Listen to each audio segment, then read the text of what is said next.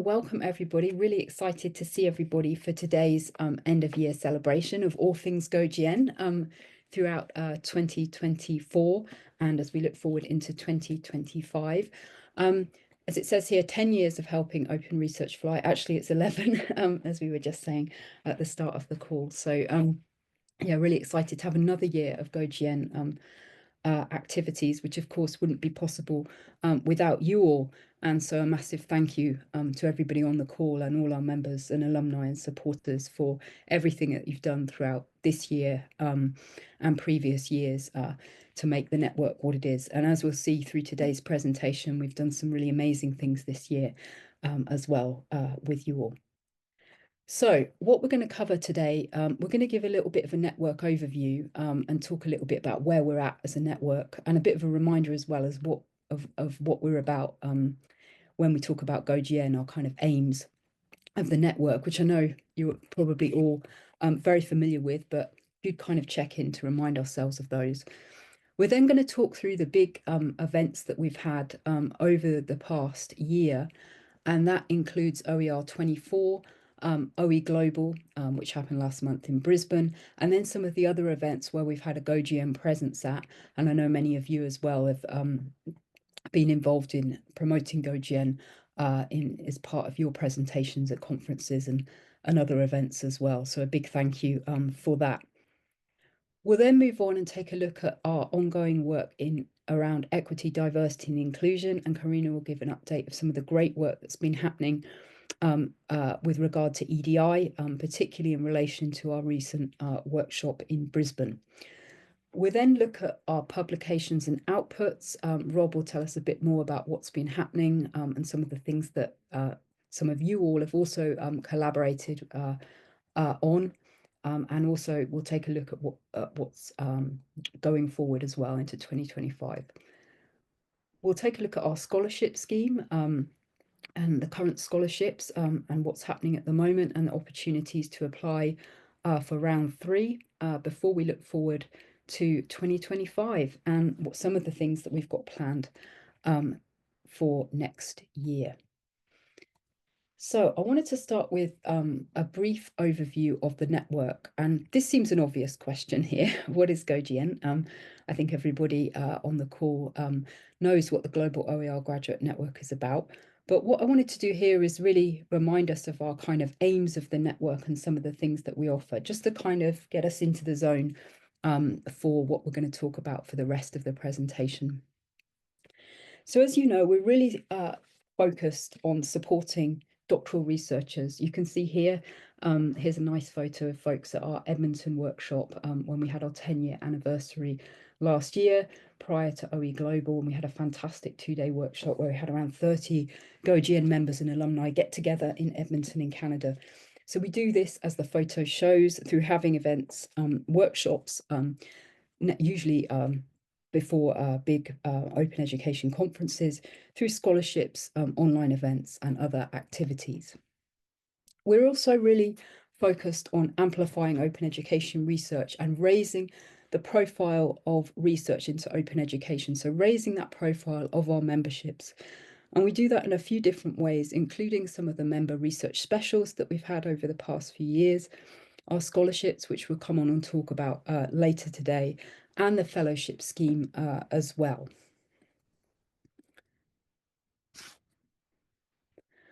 We also, as some of you have been involved in as well recently through our collaborative publications and the sprint activity that was new for 2024, we're really focused on developing openness as a process of research, and Rob will talk a little bit more about some of the activity that we've had over the past year with that in that respect.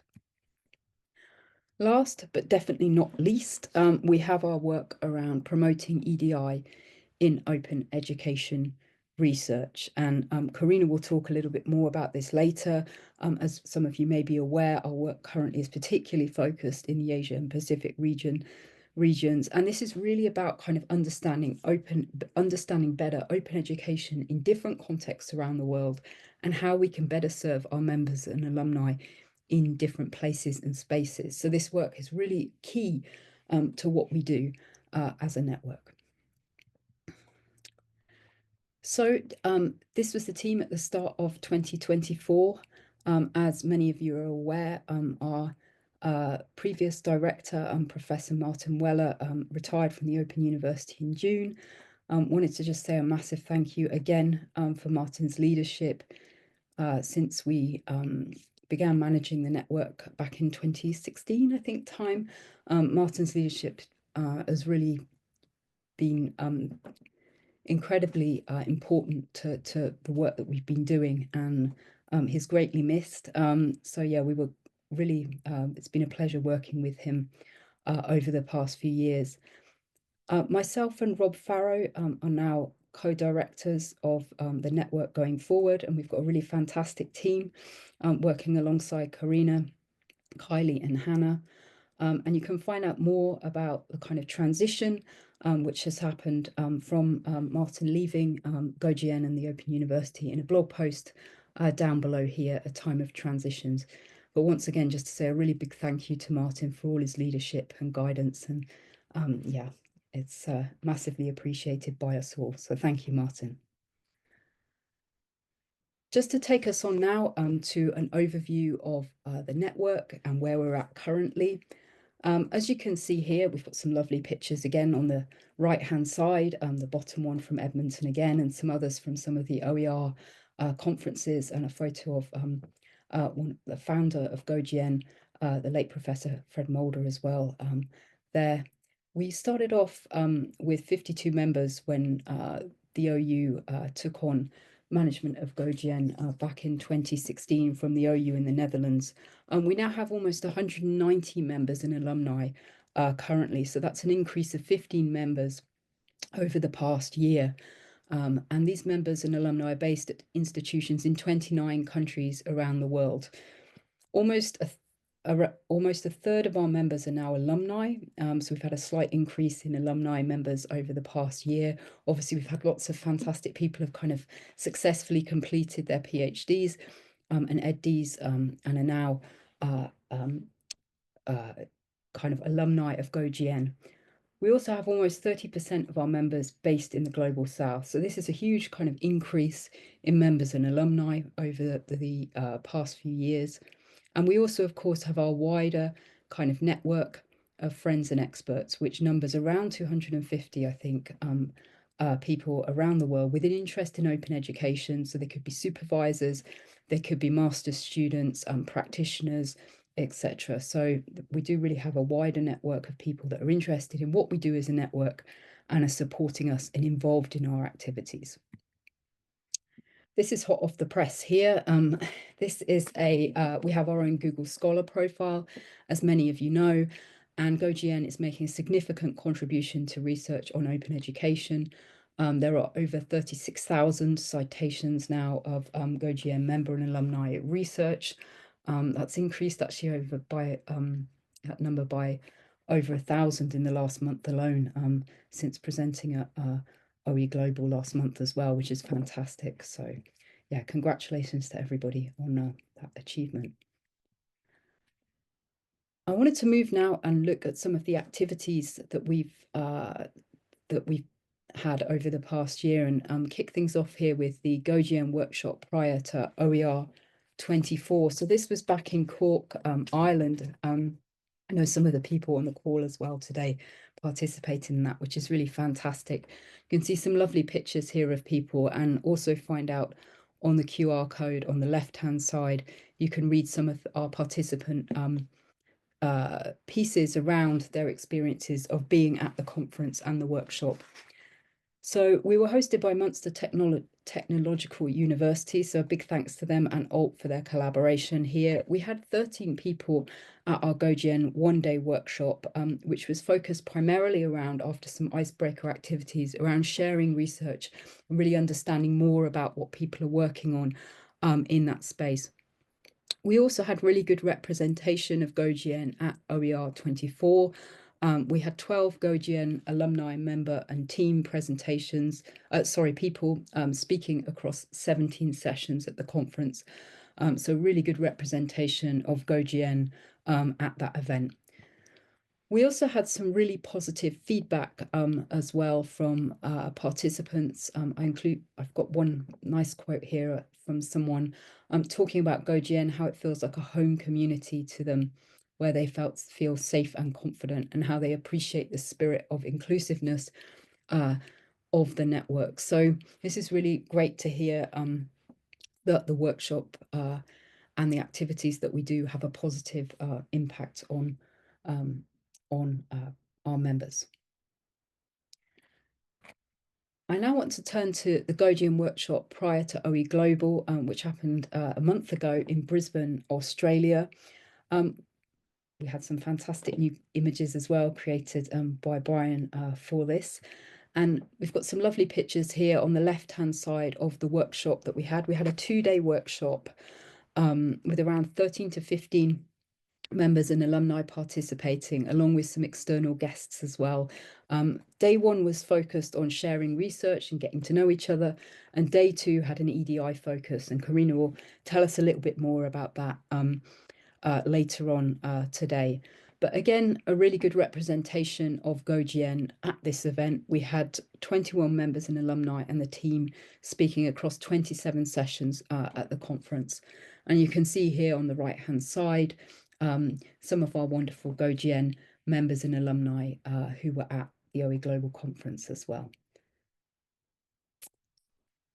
We also had a number of other events where GoGN had a presence at here. I was lucky enough to be in Providence in October for the Open Ed conference, talking a bit more about our strategic review and some of the potential next steps for the network. And I know Karina was at the bootcamp in Bilbao as well. Karina, I don't know if you wanted to come in and say a few words about the bootcamp at all. Yes, thanks, Beck. Please, thanks. We had about 80 people there attending. Paco was there. Paco is here with us. And it was 1.5 days where we actually worked together in groups to develop bidding ideas, looking for opportunities and learning from each other, really understand each other's expertise and areas of work so we could collaborate with each other. So there were a lot of people across Europe, some from the UK, Spain, Mexico. So it was a really vibrant, yes, Virginia was there, was really vibrant day where we could share a lot of knowledge and also experience on writing bids and work collaboratively. Thanks. Well, that's awesome. Thanks so much, Karina.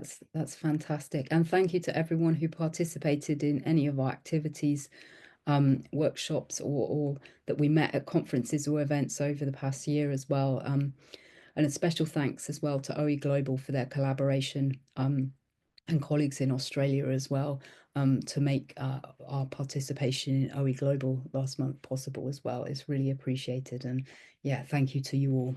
I'm now going to hand over to Karina for our EDI update. So thanks so much, Karina. Thanks, Beck.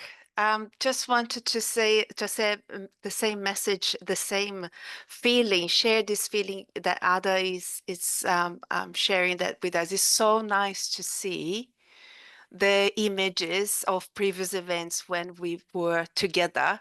And I think most of you were there in previous events this year, so it's nice to reconnect here. For the EDI update, a lot of you know the work that we have been doing in EDI since 2018. So I want to get into that detail, but what I think we have continued now with that work, and phase 4 of GoGN means that we will focus on Asian region. However, we use the opportunity to be in Brisbane to actually bring not only colleagues from that region, but also a diverse group of people that were actually going to attend OE Global. So we wanted to maximize the opportunity there, knowing that there would be so many experts. So, Beck, I don't think I can change slides. So this is our initial work. This is the guidelines. We've been receiving good citation and downloads of that, which is fantastic. So this is the initial work we have done and published. But like I said, now we are moving into different regions of the world to have a broad understanding of the EDI issues in open education. Next. So yeah, so like Beck was saying, one of the 2 days was mostly dedicated to EDI, and for me was really the highlight of that trip for me, really, because then we could discuss at depth several issues that emerged during previous research, but also we got to know the context of these participants. So this was a panel that we ran. Was it the first time we had a panel in a GoGN workshop, Beck? That's a good question. I think we may have had a panel of alumni some years ago, though, for something. But yeah, I think it's been a while. Yeah. So it was very interesting to see, colleague, the diverse group of people that were there. So we had Abiad from Africa, we had Melody from Singapore, Jane and Corey next to them and some of you know, so they are from Australia, and Corey has Indigenous background, and of course Marisol. Um, she's from Mexico and has been working with us on EDI and other aspects of our research. So that was really a fun experience where we were able to um, discuss some issues, context issues in EDI in depth. So that was really, really interesting. Next, Beck. Yeah, well, I just wanted to add that during the day after the panel, we also ran some activities to collect further data on the work that we are doing. So everyone there were very generous with their time and contribution and collaboration. So then, so I think we have very, very interesting data that will inform the next stage and the next EDR report. So it was, yeah, it was a highlight of the year for me, I would say. Thanks, Beck. Thanks, Karina. And yeah, it was a really great day and really excited to see next steps. And as we'll see when we look forward to 2025, we've got a session coming up as well where we'll be sharing more around that work. Thanks so much, Karina. We're now going to look at publications, outputs, and sprints. So I'm going to hand over to Rob to take us through what we've been doing and where we're going with this work. Thanks, Rob. Thank you very much. Can we have the next slide, please? So I think to start off with, if you have a look at that Google Scholar profile that Beck shared earlier, it really shows that there's a lot of activity happening among GoGN members. And actually, it's a real powerhouse, with 36,000 citations is nothing to be sniffed at. And I think it's starting to show that the sort of value of a networked approach in some ways to these things, because a lot of those publications that are quite highly cited also include collaborations from people within the network. And I'd also note, as I put in the chat, that that figure doesn't include the coordination team. So myself, Beck, Karina, and Martin Weller, none of us are in that 36,000. It's just members. So that's all really good. And I think the sprint model, we'll talk about it more in a second, can also support these kind of collaborative writing activities. The first thing that we published this year as GoGN was this strategic review. And we've spoken briefly about the workshop in Edmonton last year. The strategic review was really started when we were in Edmonton, or at least a big part of the idea behind the extended workshop was to say, okay, the network is 10 years old. Although, as we found out from Robert Schwer, there's an argument of saying it's 11 years old, but never mind. But it's time to take stock and look at what's been achieved and look at the future direction of the network. And so this was the subtext for a lot of the activities that we did when we were together in Canada.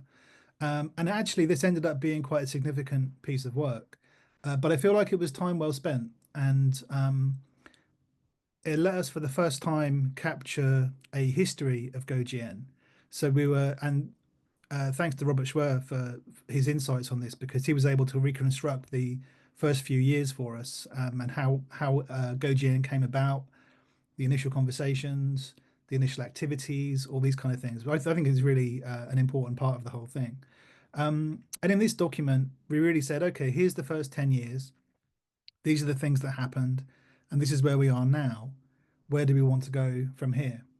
And so there's all kinds of strategic directions indicated in this report, which I really recommend people take a look at if they haven't already, because this is partly what's setting the agenda for us in the coming years now. So fairly big bit of work, but I think quite a valuable bit of work. And I think I was pleased with how it turned out. So thanks to everyone for their contributions there. Can we have the next slide, please? So leaping ahead a bit to sort of the end of the summer, and this is when we progressed this, the next in our series of guides produced by GoGN, which are collaboratively written. And this was one with a fairly universal relevance to people, which was a guide to doctoral supervision. And we used a sprint to get things started. I'll say more about that in a second. And when we had a rough idea of what we were doing here, and I started writing the first draft, it did turn out to be a much bigger piece of work than I first thought. And at least I kind of got exposed to what for me is a relatively new area, although I think it's a growing area, which is scholarship into doctoral supervision. And if you think about it, it kind of makes sense, because when would you engage with that sort of, unless you were sort of doing a doctorate in that, there's no, unless you're supervising, most people are not going to be reading up on doctoral scholarship. So this kind of opened my eyes a little bit to like there's a whole area around this stuff which is relatively underexplored and could be a useful area for us to do some work in, maybe with our wider network rather than just the doctoral students. So anyway, I took the draft to a workshop at this conference, which is another one that was new for me, the Nordic Conference on PhD Supervision. I think this is maybe even the first time they've had it. They're going to run it every 2 years. And it did have a fairly Nordic flavor to a lot of it, as you might expect. But there's actually quite a few of the leading scholars of this stuff are based in Scandinavian countries. So this was a useful thing to do. I think it's also useful for us as a network to go to conferences that we don't normally go to. Because if you just go to the open education conferences every single year, well, yeah, that's cool. You're gonna be checking in with your community and so on, but you're not necessarily growing in the way that you would if you were going to new environments with new people and talking about new subject areas. So going to this conference was a useful thing to do in terms of developing this guide. Can we have the next slide, please? So the guide itself is the longest one that we've written. It's over 100 pages, I think. And even then, you could argue that you're barely scraping the surface of all the dimensions that there are around doctoral research that you could, doctoral supervision that you could explore. And I think as a starting point for conversations and as a starting point for looking into good practice, I think it works pretty well. I've had some good feedback on it, and already people are starting to share it in the way that you'd expect. So I think that's another, good output for the network. Next year, the guide that we are proposing to do will be one on doctoral examination. So mainly about the Viva, but also about sort of writing-based assessment, I guess. And we've already got a few people who are interested in contributing to that one. So that will probably be the next one that we do.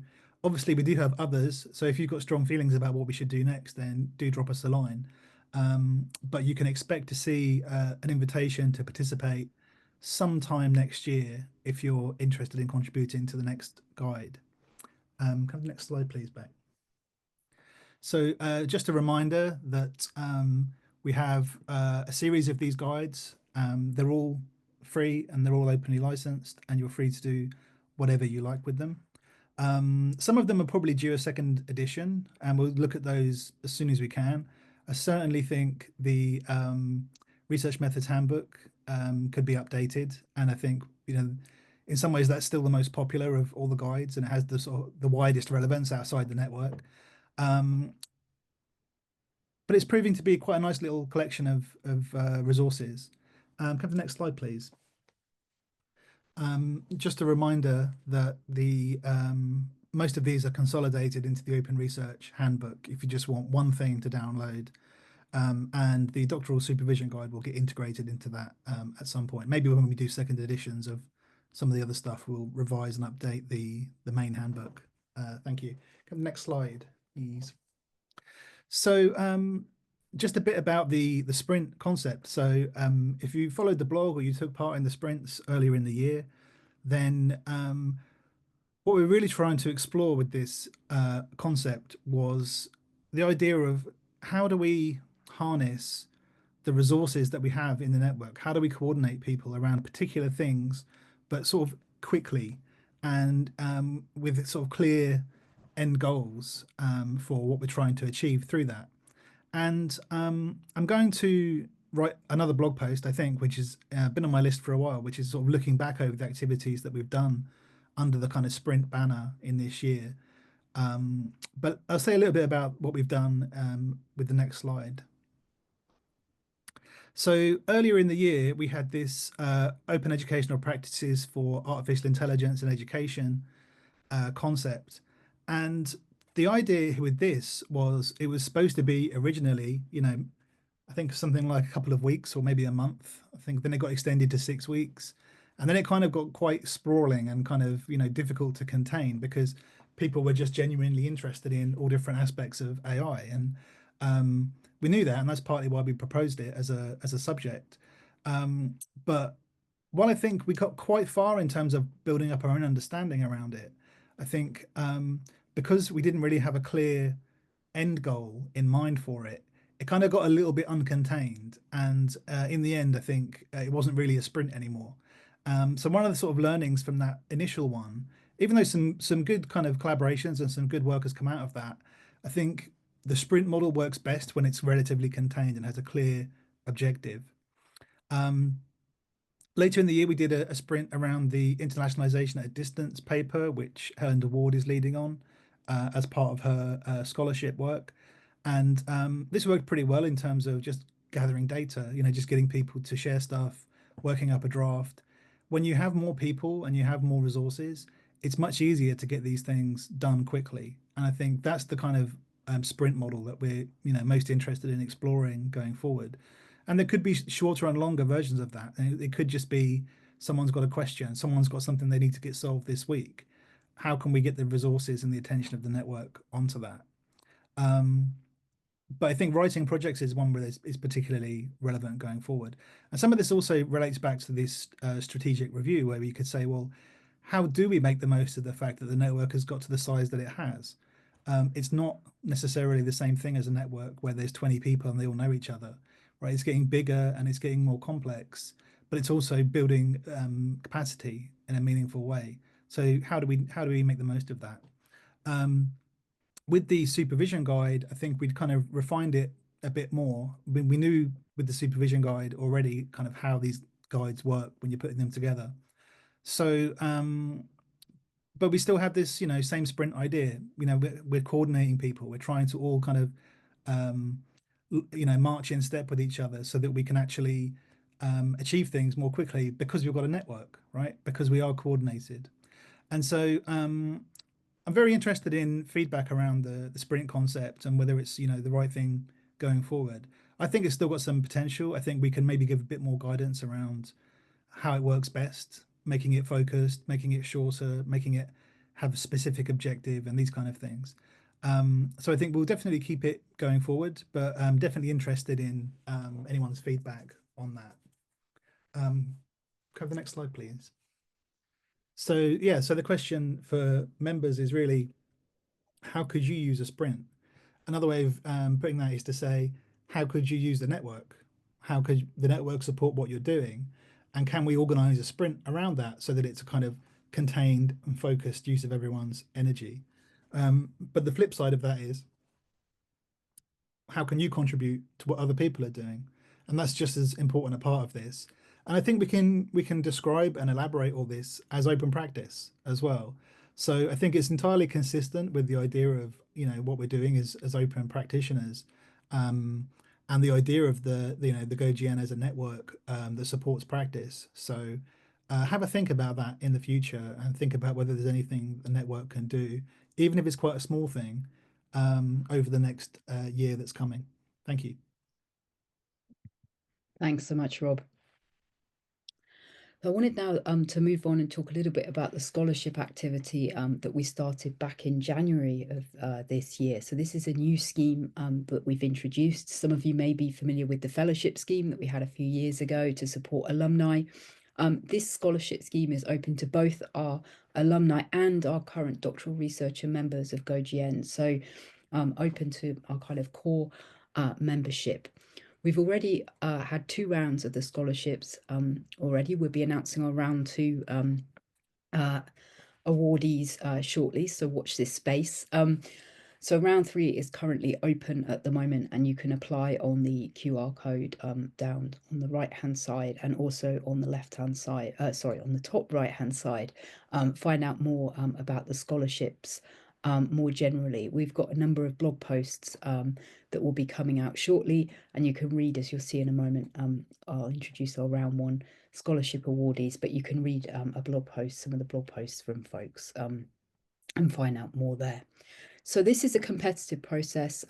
We had a large number of applications for round 1 in particular, and this is to apply for a maximum of $1,500 to support a range of different activities that you can apply for. So it could be presenting research at a conference, it could be building connections, fostering connections with other networks and groups.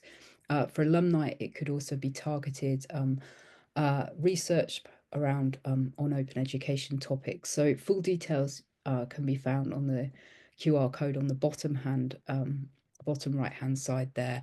But really we were looking for around 6 months maximum duration for these scholarships. And as I mentioned now, our final round 3 call is open with the deadline of the 1st of May next year.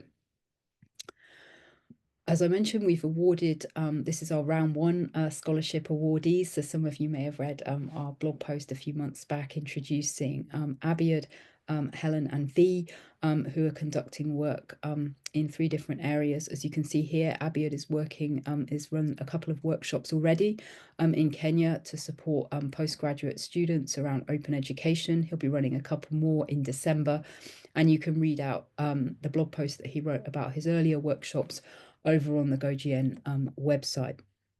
Helen has been working, as Rob mentioned, around internationalization at a distance, and will be doing some dissemination work around that activity in the coming year.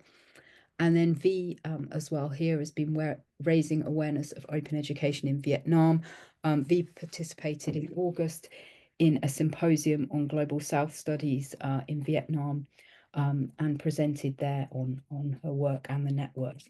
So 3 really fantastic scholarship awardees there, and we're really excited as well to announce our round 2 awardees shortly, and also excited and would really encourage everybody to put forward their applications as well for the final round of the scholarships, which has a 1st of May deadline. So please do put in your application, or if you have any questions around the scholarship scheme, please do let us know and drop us a line on email. So just briefly now, before we open up to discussion and hear from you all as well, just wanted to look forward, most importantly, to next year and 2025. So this is some of the events and things where we're going to have a GoGN presence at throughout the year, but also the first 3 sessions that we're going to have in January, February, and March. We also have a special speaker announcement for May as well, which I'll come on to in a moment.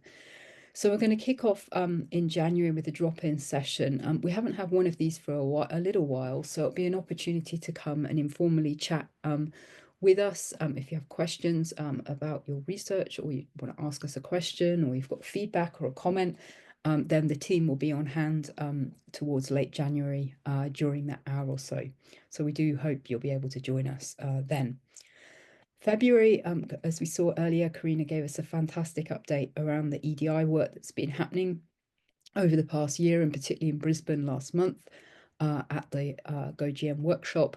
We'll have an update on that work and in February, towards the end of February time, which will be followed a few weeks later by our 10th member research special with a number of fantastic speakers, and we'll be sharing more about that in next week's December GoGN newsletter.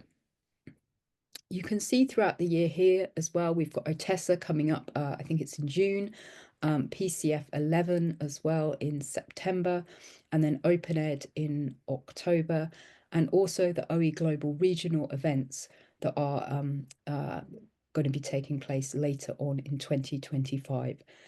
We're also, for GoGN, really pleased to announce as well that we will have Penny Jane Burke, who some of you may remember was a keynote speaker at the OE Global Conference this year, will be joining us in May for a GoGN session. So really exciting as well to be able to host Penny as well. So really looking forward to that session. We do also have some exciting under wraps things to announce as well early in 25. So watch this space for more about what we'll be doing over the coming year and our up and coming workshops as well. Yeah, exciting times, but yeah, excited to kick off the year with some really great sessions, and looking forward as well to hearing more from yourselves as part of our member research special as well in March. So I'm going to hand over and I'll stop sharing the slides in a moment and catch up on the chat. But just to say that we've got probably around 15 minutes or so for questions and feedback, and to continue some of the conversations that are probably started in the chat as well. I'd like to urge you to get involved.